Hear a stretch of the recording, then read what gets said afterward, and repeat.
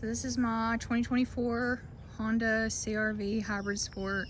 I've got a couple of people ask me to do a full video since I put up the little bitty video the other night. This is my dad's MDX, Acura 2023 Acura MDX in comparison to my 2024 CR-V Hybrid Sport. So I personally picked out the Hybrid Sport, number one, because I need the gas mileage. I'm going to be going back and forth to Birmingham, which is 2 hours away from me, every Friday and Sunday, because I'm going to optometry school to become an eye doctor, and I live almost in Chattanooga, so it's kind of a compromise that I've made to leave for school and let my family stay here at home while I'm gone.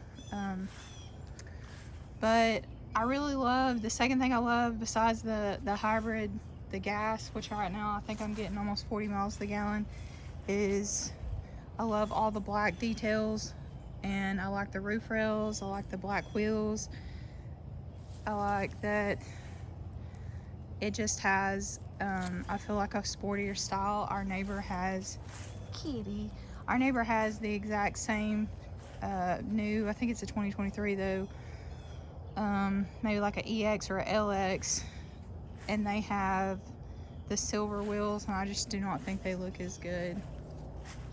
The only thing I think I would really change about this is I really miss having leather because I have it in my other car, in my Odyssey, but it was an extra like $3,000 and something to get the leather put into this car. And I think the only other upgrade that came with the leather is the wireless Apple CarPlay, which in my car you still do have to hook it to a cord to get to the CarPlay.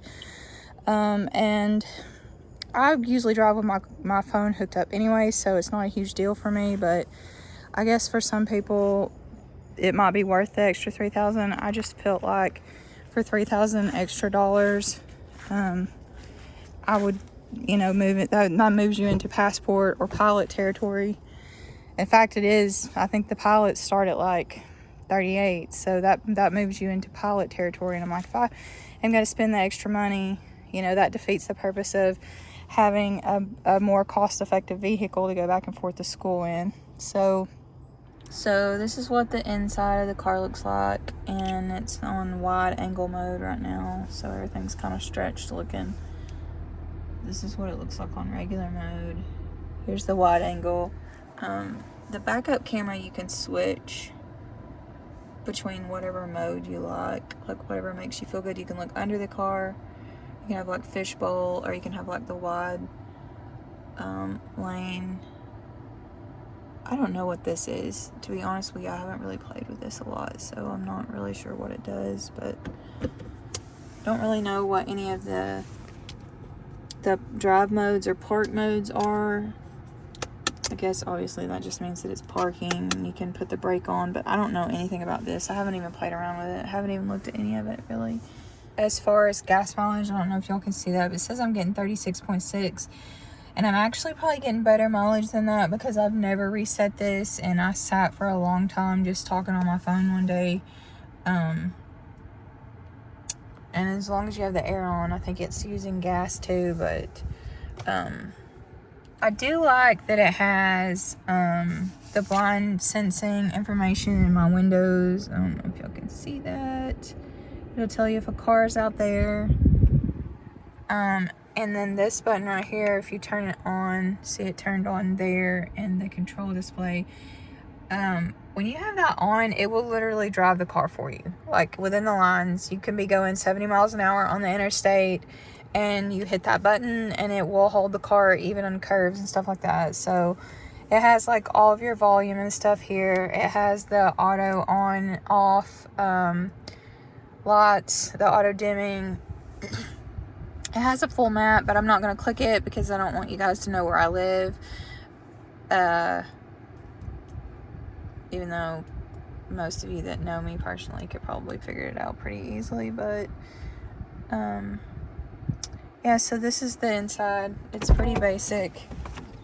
The Mirrors are automatic. It has window locks. It has auto adjustable seats. I'm gonna unplug this from the CarPlay. You'll see that it says no device connected, and then you have to see, and it picked me up through Bluetooth. But so the back has my junk in it. Also, I bought this car like brand new before they had done anything to it. It had like 2 miles on it, so they didn't even put washer fluid in it for me. They forgot. Back room is actually really roomy. I like that there's no nozzle to mess around with. Personally hated that on my van. The back's actually really, really, really big. Let me put you into regular space and you can tell. You can fit a lot of stuff in here, so when I go to move, I feel like I'm just gonna lay the seats flat, put my TV, my clothes and stuff like that in here, and then of course my furniture is gonna come down in a U-Haul. This right here is with a camera, how it drives your car for you, because the other day I had gotten I think a June bug. I smashed on it and it like was completely covered, and it told me that some of the features of my car might not work. So I had to get out and clean it, but I think it looks pretty good. I'm really happy with the gas mileage, and that's the main reason why I got this. I thought the new Accords were just really, really, really ugly, and I've got to get myself back and forth to school so I can become an eyeball doctor. And then at that point, like I said, my son's gonna take this over, and I'm gonna get a Sequoia, I think. So for what it's gonna do for me, it's perfect. It's new. I can't complain at all. Like, I have a brand new car to take me back and forth to school. It's gonna be reliable. I'm not gonna have to worry about being broke down in the middle of the hood in Birmingham. And it's got a good sound system. They put the orange stitching on because it's the sport model, but I personally, it's not really anything to me. And this is what it looks like at night with the lights on.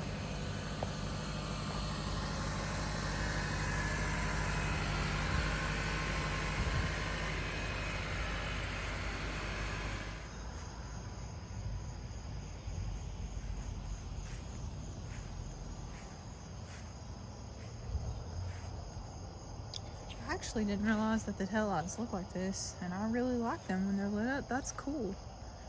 That actually makes me like them a little more, because that was kind of like my one area on the car that I was like, I don't know that I really like this, but looks pretty dang good at night, actually.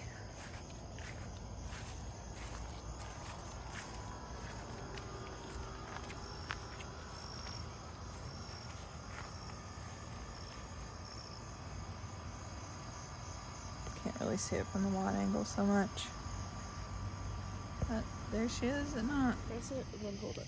Okay, it said to lock the car, hold the lock button down for a second, and then hold the little spinny circle.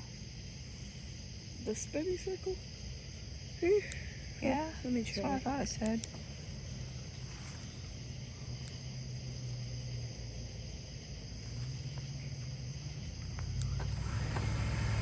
Okay. So then it's going to flash at us. I don't know what any of this means.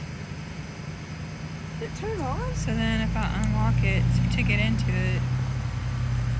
Yeah, okay. Oh, it is on. So, yeah, it's on. Can't you hear it? A kitty cat. Alright, well, so it does have remote start. That's the first time I've ever done it. So that's kind of cool.